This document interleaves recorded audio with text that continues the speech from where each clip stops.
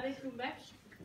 Donc en fait, c'est parti d'un besoin assez simple. Il faut savoir que Loopback vient avec tout son système d'authentification et d'autorisation, donc tout ce qui est ACL, rôle, etc. Tout est déjà inclus. Et c'est très bien, on suit les exemples, on a l'impression qu'on peut tout faire, que tout va bien. Et je me suis confrontée à un problème. J'ai voulu avoir un back-office avec un utilisateur administrateur qui puisse attribuer ou retirer des rôles aux différents utilisateurs. Et au final, ce n'était pas aussi simple que ça en avait l'air. Et ma deuxième problématique liée à ça, je voulais avoir un affichage côté front qui soit dépendant des autorisations de l'utilisateur. Donc j'avais besoin de récupérer quels étaient les rôles attribués à l'utilisateur pour pouvoir en faire dépendre mon affichage côté front. Et en fait, ça m'a pris, je crois, une bonne semaine à chercher un petit peu comment il fallait faire, et j'ai encore pas mal travaillé dessus pour le faire de manière optimale. Donc là, ce que je vais essayer de vous présenter déjà, c'est comment ça marche de base, tout le système d'autorisation dans Loopback, pourquoi il y a un problème et comment j'ai presque réussi à le résoudre. Donc, il faut savoir qu'avec Loopback, on a tout un set de modèles préfaits qui sont disponibles dans l'application. Donc c'est exactement le même genre de modèle que tout à l'heure Jérémy a pu vous montrer quand il les a créés, sauf que Loopback les a déjà réfléchis pour vous avec des méthodes qui sont déjà disponibles. Il y en a bien plus que ces quatre-là, mais pour le coup c'est ces quatre-là qui vont nous intéresser. Donc Jérémy vous l'a montré tout à l'heure, on a une notion d'utilisateur avec une méthode de login qui va gérer l'access token, la session, etc. On a une notion de rôle. Un rôle, c'est rien d'autre que juste mettre un nom pour essayer de grouper des utilisateurs entre eux. Et ensuite, on va avoir une table, donc un modèle role mapping qui va permettre de faire le lien avec tout ça. Et en l'occurrence, ces role mapping peuvent lier un rôle à un utilisateur ou une application, puisque dans Loopback, il y a aussi une notion d'application. Si on va avoir des autorisations qui sont propres à une application qui va se connecter à une autre. Et on peut aussi avoir un role mapping entre un rôle et un autre rôle pour faire une espèce de hiérarchie en fait, de rôles. Et ensuite, derrière, on va avoir les ACL qui va nous permettre d'utiliser ces rôles et de dire pour telle méthode exposée sur l'API, tel utilisateur a le droit ou n'a pas le droit d'utiliser cette méthode. Donc il faut bien comprendre que les ACL, ça va uniquement protéger vos méthodes exposées sur l'API. Tout ce que ça va faire, c'est faire une espèce de petit firewall qui va empêcher la requête d'arriver sur votre serveur s'il n'y a pas les droits nécessaires. Si après, vous exposez une autre route qui fait la manipulation de données que vous avez voulu protéger et que vous n'avez pas protégé cette route, le serveur ne va pas dire attention, tu n'as pas le droit. Une fois que tu es arrivé au code du serveur, c'est trop tard, tu fais tout ce que tu veux. Donc c'est bien parce que ça veut dire que côté serveur, on peut manipuler les données exactement comme on veut. Donc il faut juste avoir conscience que ces ACL, c'est vraiment pour protéger l'API. Les rôles, ils peuvent être globalement assez... Est-ce que ça va marcher? Il y a plusieurs types de rôles. Il y a ce qu'on appelle des rôles statiques, qui vont être les rôles que vous allez définir dans une base de données. Par exemple, j'ai un rôle administrateur, j'ai un rôle modérateur ou tout ce que vous voulez. Et vous avez ensuite tout un set de rôles qui, cette fois-ci, vont être dynamiques. Exemple. Déjà, il y a ces quatre petits coquins là, qui sont définis automatiquement par Loopback et qui sont assez utiles. Donc, c'est n'importe qui, un utilisateur qui n'est pas connecté, un utilisateur connecté et un propriétaire. Donc, propriétaire, tout ce que ça fait, c'est si jamais sur certaines routes, vous avez déjà des ID d'objets, c'est-à-dire avant même d'arriver sur votre base de données, il va être capable d'aller vérifier s'il y a une relation entre cet objet et un utilisateur. Et si l'utilisateur connecté n'a pas de relation avec l'objet, il va considérer qu'il n'en est pas le propriétaire et qu'il n'a pas le droit d'accéder à cette route. ce qui est assez pratique, par exemple, pour faire des éditions de postes. On a juste à dire qu'un poste appartient à un utilisateur, et automatiquement, toutes les routes qui vont être en post/id/une action, même les méthodes que j'aurais définies moi-même, on va pouvoir accrocher dessus un ACL pour dire que seul le propriétaire a le droit d'accéder à cette route ou n'a pas le droit, ou enfin bref, c'est un rôle qu'on va avoir à notre disposition. Et si on veut faire des choses un petit peu plus complexes, il est possible de définir ses propres résolveurs de rôle. Donc c'est du code qui va être exécuté au moment où la requête va arriver et qui va permettre de déterminer si l'utilisateur a ce rôle ou pas, et c'est vous qui allez déterminer la logique. Donc si par exemple vous avez une base de données quelque part avec, je sais pas, machin, machin et machin, ils sont modérateurs de tel forum, vous allez pouvoir enregistrer un rôle résolveur qui va, quand la requête va arriver, va regarder si on est en train d'essayer de modifier un forum et qui va regarder si l'utilisateur courant est modérateur ou pas sur ce forum et qui du coup va pouvoir derrière dire si oui ou non il a le rôle modérateur pour cette requête.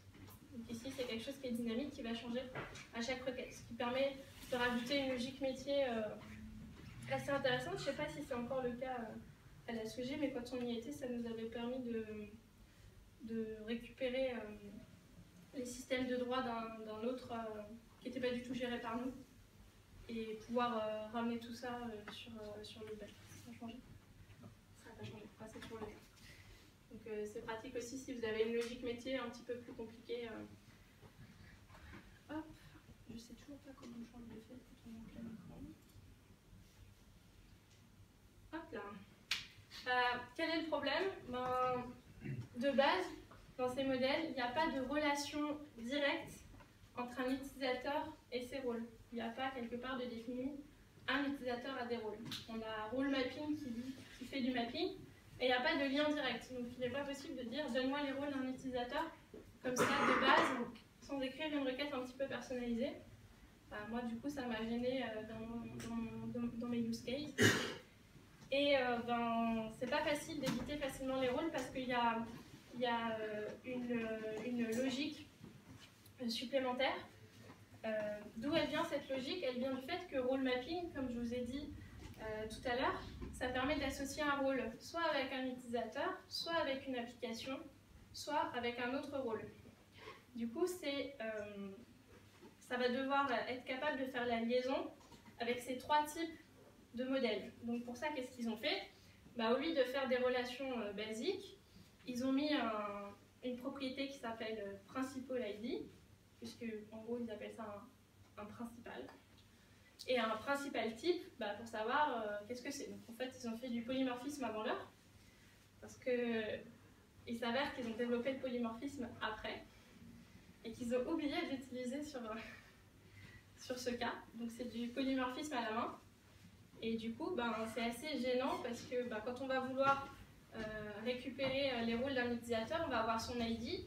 Et si on se contente d'aller récupérer dans les rôles mapping tous les rôles, enfin tous les objets qui ont un principal ID qui est celui de votre utilisateur, potentiellement ça ne va pas être le bon puisque ça peut être aussi l'identifiant d'une application ou l'identifiant d'un rôle. Donc il y a une logique supplémentaire qui va être de regarder le type. Du coup, qu'est-ce que j'ai voulu implémenter? Déjà, j'ai créé un rôle administrateur qui va être un petit peu tout puissant sur mon application.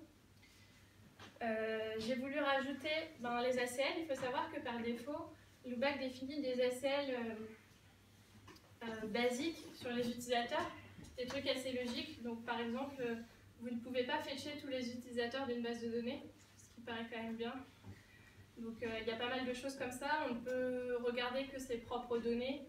Et il y a tout un set d'ACL par défaut qui sont très bien quand on veut lancer une application basique. Puis dès qu'on définit des méthodes un peu plus évoluées, on est obligé de faire attention aux ACL pour être sûr que les utilisateurs que l'on souhaite vont avoir accès à ces méthodes. Il va falloir rajouter la relation rôle à l'utilisateur pour pouvoir facilement faire un user find et dire ben, renvoie-moi les rôles avec, comme on a vu tout à l'heure avec les relations. Et ben, il va me falloir des méthodes pour pouvoir ajouter et retirer facilement des rôles, puisque c'est ce que j'ai envie de faire. Comment on va faire tout ça? La première chose que j'ai essayé, c'est que je me suis dit quand même, maintenant le bac, ils ont cette notion de polymorphisme, c'est quelque chose qui existe, on peut définir une relation polymorphique, c'est-à-dire une relation qui va potentiellement être reliée à différents modèles. Et ça tombe bien parce que la syntaxe par défaut, c'est exactement ce qui existe dans la table role mapping, c'est-à-dire qu'on a un discriminant qui vaut principal type et on a un ID, et c'est exactement comme ça qu'est implémenté le polymorphisme dans le bac. Donc c'est pas trop compliqué, hein, c'est juste rajouter user as many role. Il les a à travers ma table de mapping qui est ici, et c'est une relation polymorphique qui se base.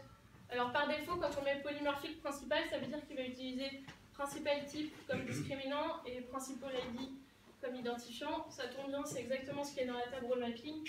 On se dit les choses sont bien faites, ça va marcher, c'est merveilleux. Eh ben non! Pourquoi ça marche pas? Parce qu'en fait, il s'avère que rolemapping.user, qui est donc la constante qui va remplir principal ID, c'est user en majuscule. Et le nom de la table qu'il faudrait que ça soit, c'est user en minuscule. Donc du coup, ça marche pas. Donc on se dit, bon, il suffirait de modifier tout ça, mais en fait, c'est un peu plus compliqué que ça, parce qu'il s'avère que les bonnes pratiques en loopback, c'est pas d'utiliser le modèle user de base, c'est toujours de définir son propre modèle utilisateur, puisqu'on va avoir des données qui vont être propres à son application, et le dire qu'elle hérite en fait de user, et donc potentiellement on a donc une table qui ne va pas du tout s'appeler comme ça, qui va s'appeler my user ou my custom user ou tout ce que vous voulez, et du coup ça va encore moins permettre d'utiliser cette relation polymorphique. Tout ça parce qu'à la base c'est pas défini comme tel. Et ils vont peut-être le changer dans la version 3. Ils ont oublié. Comme c'est une feature assez récente, pas si récente que ça, mais ils l'ont quand même fait bien après la notion de polymorphisme.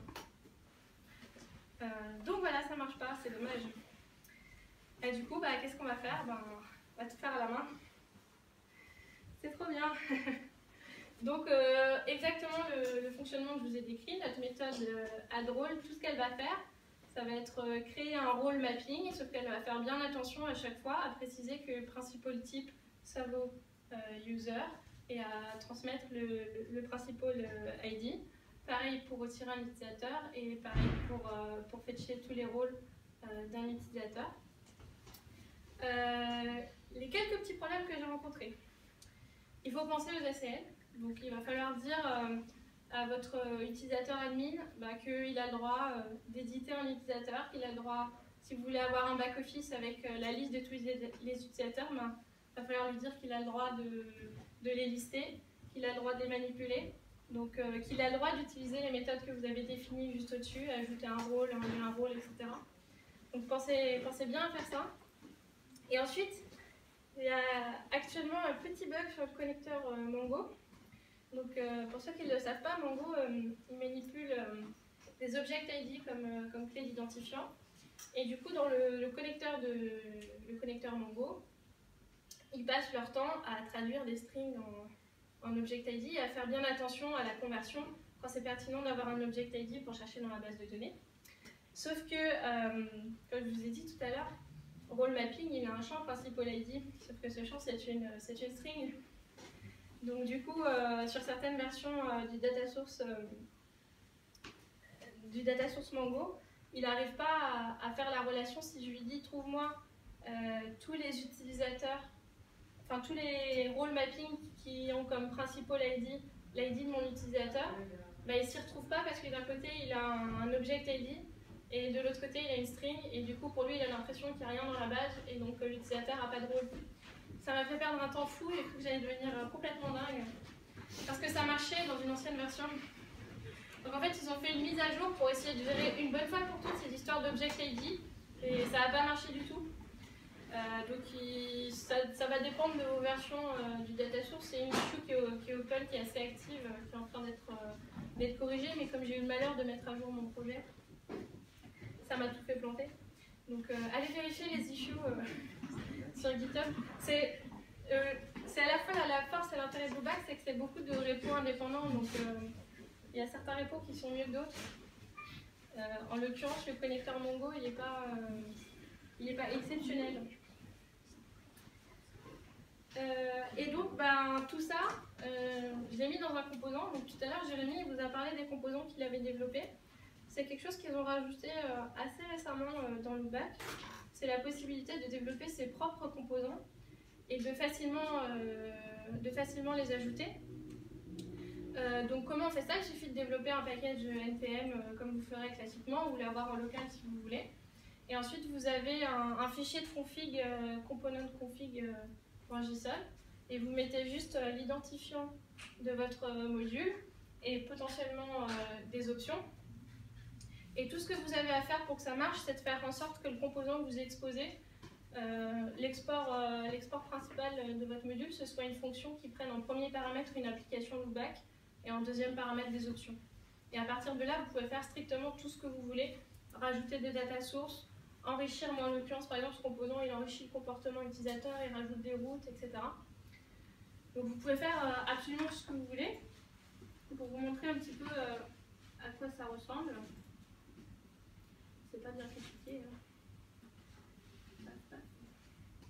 Donc tout ce que je fais, c'est récupérer mes différents modèles. Et ma méthode addRole, comme je vous l'ai dit, tout ce qu'elle va faire, c'est récupérer le rôle et aller chercher dans la table role mapping. On va juste faire attention à préciser ici ce principe politique qui nous emmerde depuis tout à l'heure. Sachant que si vous ne voulez pas vous embêter et que vous êtes sûr que vous n'aurez jamais des rôles avec d'autres rôles ou des rôles avec des applications, si vous avez vraiment votre notion de rôle, c'est strictement avec des utilisateurs, dans ce cas-là, vous embêtez pas. Pour ajouter juste cette ligne-là, et ça va marcher tout seul. Parce que vous allez juste dire mon utilisateur a des rôles via role mapping, et vous allez être capable de les récupérer, puisque vous êtes sûr cette fois-ci que les principaux ID, à chaque fois, c'est bien des ID d'utilisateurs. Par contre, un autre problème que vous pouvez potentiellement avoir comme moi, c'est que vous allez potentiellement vouloir récupérer les rôles d'un utilisateur, et ça peut signifier deux choses. Ça peut signifier renvoie-moi tous les rôles mapping associés, j'ai envie de savoir quel droit j'ai conféré à mon utilisateur.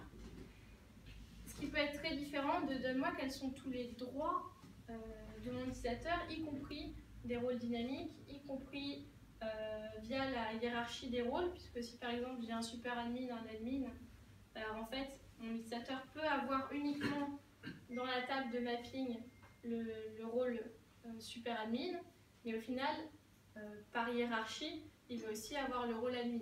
Donc si moi ce que je veux c'est faire en sorte que mon front reflète les droits que possède mon utilisateur, ma logique pour récupérer ces rôles va pas être la même que si ce que je veux c'est lister les rôles que j'ai attribués à un utilisateur dans un back-office et je veux juste gérer le fait que je lui ajoute et que je lui enlève des rôles. Donc il y en a un qui est simple, le back-office, ça va, c'est facile. Pour la partie vraiment quels sont les vrais rôles de l'utilisateur, là pour le coup, Loopback a rajouté une méthode au modèle rôle et vous avez rôle.getRole qui va faire toute cette logique de regarder potentiellement les resolvers custom que vous avez mis, les rôles dynamiques, toute la hiérarchie des rôles, les fetcher au fur et à mesure et qui va vous renvoyer vraiment quels sont les rôles. Lui, il s'en sert en interne en fait pour pouvoir résoudre toute la notion d'access. Et vous y avez aussi accès, donc c'est pas trop compliqué non plus de rajouter tout ça. Donc ce composant, il est vraiment... je l'ai release hier. Il est basique. Si jamais ça vous intéresse d'aller voir, de participer ou quoi que ce soit, n'hésitez pas. C'est l'intérêt de pouvoir participer. Et sur ce, c'est fini. Est-ce que vous avez des questions? J'ai été super claire ou super inintéressante ou... Ça vous parle pas du tout? question, désolé, j'étais un peu dans le flou pendant que vous étiez à la présentation, mais c'est par rapport justement à la partie authentification, au rôle, au connecteur, justement, des composants. C'est peut-être un mixing un peu de tout. Je sais que Lubac a sorti à un certain moment un composant Passport. Oui, il est toujours là. Voilà, bien utilisé. Donc du coup, majoritairement, Passport, lui, dans son fonctionnement interne, fonctionne sous forme de cookies, des noms d'access token via le local storage ou autre. Et la difficulté personnelle que moi j'ai eue, c'était mixer l'authentification standard de Lubac, donc bien l'utilisateur lambda, donc le local, finalement la local stratégie, pour parler vraiment de mon Passport, avec les stratégies plus alors, il y a une option dans Lubac pour activer les cookies. D'accord. Donc il va savoir gérer la session par des cookies.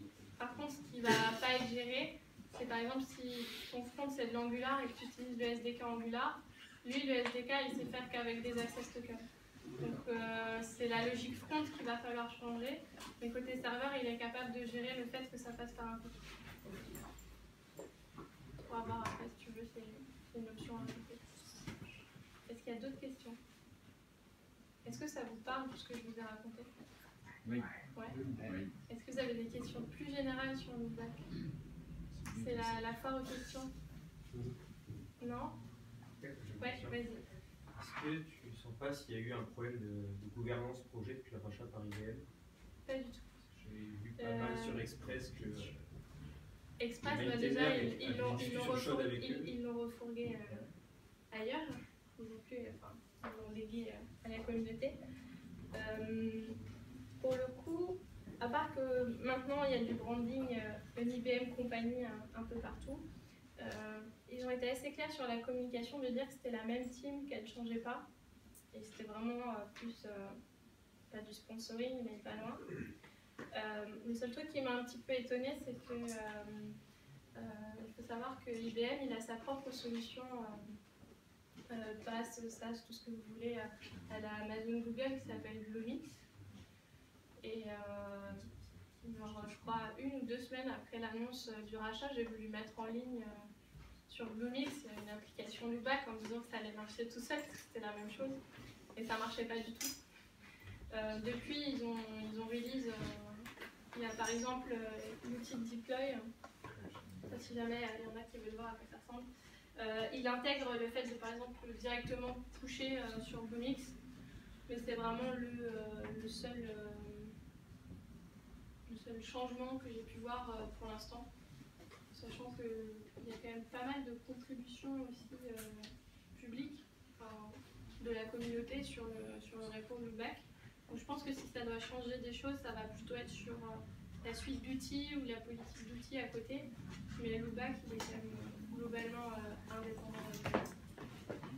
Si jamais il y en a que ça intéresse de voir, hein, parce qu'on en a pas mal parlé.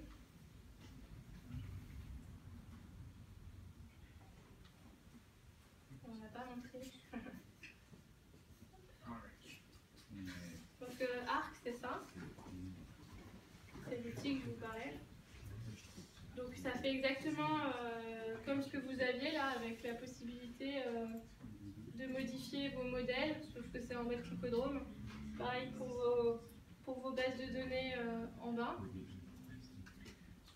Il y a les outils de build et de deploy. Alors je crois que je suis encore en trial, donc je crois que j'ai le droit de faire encore 2-3 petits trucs. Mais voilà, c'est vraiment des trucs assez simples. J'ai des early access, je peux ajouter des métriques. Il y a un outil qui est, malheureusement j'ai pas eu le temps de tester, mais faire du profiling d'application pour détecter quelles sont les requêtes qui prennent du temps, à quel endroit du code, etc. C'est des choses qui peuvent être assez puissantes, mais je n'ai pas payé. Voilà. Si jamais, ici dans la salle, il y a des gens qui ont la possibilité d'avoir des entreprises qui sont partenaires, je te regarde, c'est jamais, de Strong Group, ça serait hyper intéressant d'avoir des gens ici qui viennent nous présenter les différents outils. Pour l'instant, c'est vrai que je ne peux pas trop vous en parler. Voilà. Au moins, vous avez vu à quoi ça ressemble. Est-ce qu'il y a d'autres questions? Ça va être rapide, c'est juste sur les... Au début, vous avez parlé des projets qui sont en production, enfin, vous n'avez pas parlé des projets justement en production. J'ai demandé qui avait des projets en production. Voilà. Ouais. Et sur ces projets-là, les gens qui en ont fait, est-ce que vous avez justement des problèmes de perf, vu que c'est monothreadé apparemment, ou est-ce que vous avez beaucoup d'utilisateurs Après, justement qui vous permettent d'arriver à en Le avoir fait que c'est monothreadé, c'est du truc Node. Après, le principe, c'est d'ouvrir des clusters et d'avoir. Mais justement, des sur ça, applications. sur les applications que vous avez en production, tous les gens qui utilisent, est-ce que vous avez une architecture qui peut être assez complexe avec, j'en sais rien, moi je dis sans service, n'importe quoi, mais... Tu peux demander à Jérémy, tout à l'heure il a parlé du fait que vous avez des microservices. Ouais, en fait, quand tu arrives à avoir trop de complexité dans, je sais pas, tu fais un appel à une remote méthode qui va modifier 100 000 objets derrière en base de données qui sont en fonction de l'objet. Tu vas requêter chaque objet et après tu vas faire du save sur chaque objet. Donc si tu as 100 000 objets, tu vas faire 100 000 requêtes et bah, ça dure une plombe. Et voilà. Donc ça c'est un exemple de problème de performance de loopback. Donc ça tu peux le gérer en faisant du multithreading avec des microservices derrière. Et du coup, pour loopback, vous le conseillez sur quel genre d'application en fait? Alors, je pense que la principale et la meilleure utilisation, c'est si vous avez besoin d'aller vite. Si vous avez un POC à faire, si vous avez un truc comme ça, je pense qu'il n'y a même pas besoin d'hésiter une seule microseconde, vous partez sur loopback. La courbe d'apprentissage, elle est monstrueusement rapide. Bah, moi, c'est ça qui m'intéresse, effectivement, c'est d'en faire une petite génération. Qui avait un peu testé Sage, je vais relancer le troll, qui s'est parti sur loopback et tu as fait ton application en quoi, une semaine? Une semaine, voilà, il a développé son truc parce que moi aussi j'ai fait plusieurs projets personnels et l'intérêt c'est que j'ai défini mon modèle et après j'ai plus jamais touché au bac en fait. Et j'avais toutes les méthodes que je voulais et peut-être une fois j'ai rajouté une méthode un peu métier avec une logique à moi. Et sinon j'ai pu tout faire assez rapidement. Après c'est aussi un choix Express, en ce moment on entend aussi pas mal parler de HAPI par exemple. Donc ça veut dire choisir Express. Quoi? De quoi? De quoi? De quoi aussi. Enfin, c'est un choix technologique comme un autre. Donc si vraiment ton application, elle n'a pas de... C'est pas vraiment que le métier soit complexe, mais si elle n'a pas un modèle derrière très complexe avec beaucoup de relations qui vont manipuler beaucoup de données en même temps, etc. C'est vraiment bien d'avoir un CRUD qui est fait direct pour toi tout seul. Si tu n'as pas besoin d'optimiser ce CRUD, en fait, le fait que ça marche tout seul, c'est un gain de temps mais monstrueux. Quand je bossais à la Société Générale, au départ, on était dans un service en fait où on démarrait des projets assez rapides, de même pas quelques mois, qui devaient tourner, et voilà, c'était des petites applications, etc. Et à un bout d'un moment, on en avait marre de recoder tout le temps la même chose. C'est insupportable, même si tu utilises un Mongoose ou un quoi que ce soit, tu dois tout le temps recoder, mais tu as l'impression de réinventer la roue à chaque fois. Et on s'est mis à chercher une solution, on est tombé sur loopback et on l'a testé sur un projet et après on a pu démarrer un seul projet sans l'utiliser. Donc ça fait gagner un temps monstrueux en fait. Donc le principal intérêt c'est ça. Si après tu as la possibilité de passer en client payant, bah, c'est toute la suite d'outils qui va avec. C'est vraiment ça que ça va t'apporter. Donc si vraiment tu n'as pas de besoin très spécifique, bah, c'est comme tout framework en fait, ça fait très bien les choses qui est généraliste ou tant que tu n'as pas de besoin très très spécifique. Et là encore, le fait que ce soit une application express, rien ne t'empêche d'avoir des routes express à part qui vont faire un truc vraiment très spécifique à côté. Ok. Il y avait une question là? Ouais, je voulais juste savoir ton avis sur sur les clients. Est-ce qu'ils apportent une réelle valeur ajoutée ou c'est juste des wrappeurs bêtes et méchants sur la page? C'est notamment le client Angular. Le client Angular, pour le coup, c'est tout un débat. Ça utilise Angular Ressources, donc ceux qui font du Angular. C'est pratique dans le sens où ça va encore aller plus loin dans cette idée de une fois que j'ai défini mon modèle, j'ai plus rien d'autre à faire, puisque je vais directement avoir un espèce d'équivalent de mon modèle et de toutes ces méthodes que j'ai côté serveur. Je vais avoir la même chose côté client. Moi, ce que j'aime pas trop sur le SDK Angular, c'est qu'il n'a pas exactement les mêmes signatures que celles côté serveur, ce qui peut parfois amener à des petits problèmes. Il y a une petite couche d'abstraction en plus, donc des fois on copie-colle des trucs et on se rend pas compte que ça marche pas. Mais globalement, bah, c'est du code généré, hein, donc c'est pratique, mais le jour où tu as un besoin spécifique, tu peux le faire autrement. Ça, il n'y a pas de souci. Je sais plus ce que j'allais dire, mais il y avait un autre truc à dire sur le Angular SDK. Je sais plus. Il y a un client JavaScript de base non Angular pour utiliser avec du React? Alors, les SDK vraiment complets, parce que pour le coup, ça va plus vite, ça va plus loin que juste se connecter à l'API REST. Ça gère aussi un petit peu cette logique de gérer l'access token, etc. Il n'y a que Angular, iOS, Android, Xamarin, depuis pas très longtemps. Il n'y a pas encore, c'est ce que je disais tout à l'heure, il n'y a pas encore de trucs vraiment pur JS, mais pour le coup, c'est vraiment pas difficile à scanner, parce qu'en fait, tout ce que ça fait, c'est créer un objet JavaScript qui est une application, et si tu requires cet objet JavaScript, tu peux récupérer toutes les routes, tu peux récupérer tous les modèles, enfin, tu peux vraiment l'explorer, c'est pas de la génération de fichiers, c'est vraiment créer un objet que tu vas pouvoir exploiter derrière, c'est ce qu'ils font pour le Swagger.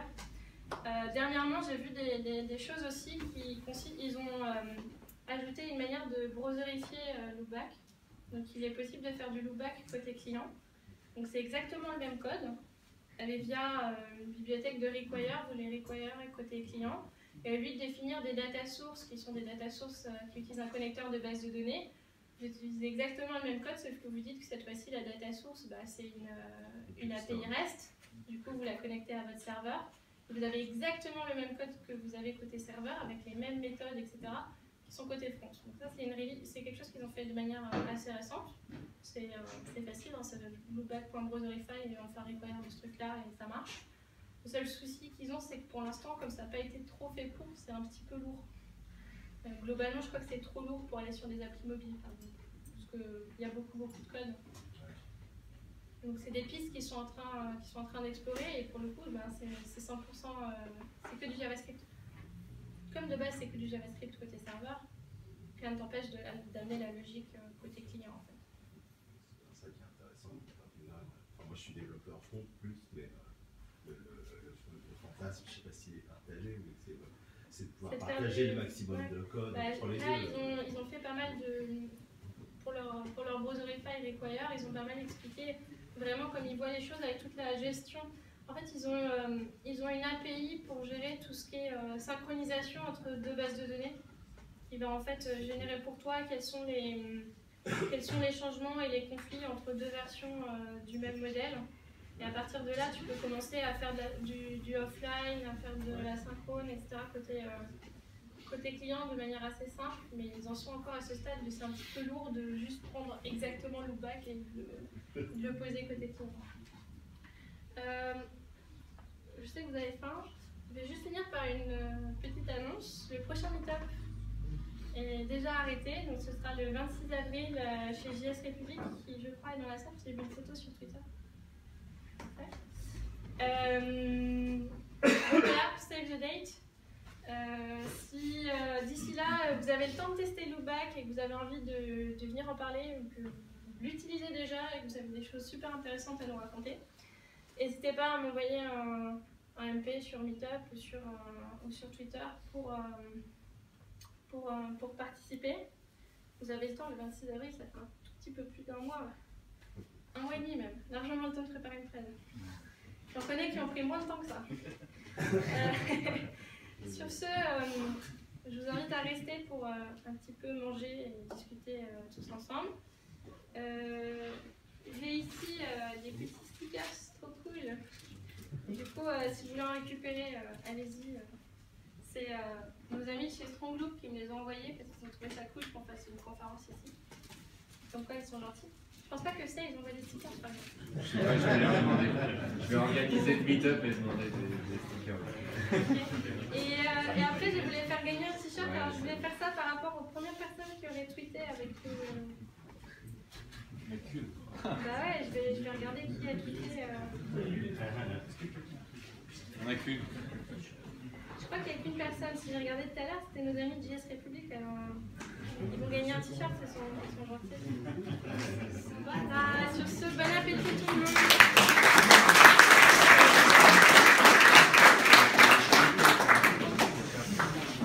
Comme ça, la prochaine fois, vous penserez à tweeter.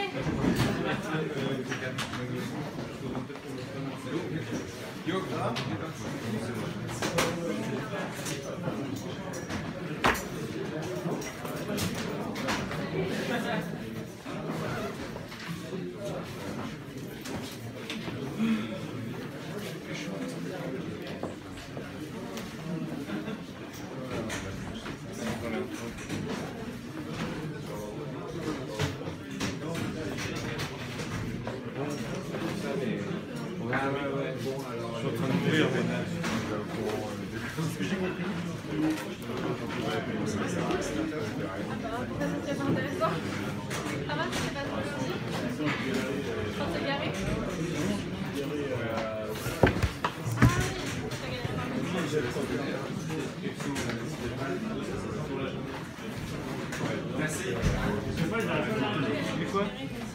C'est pas juste un bouton?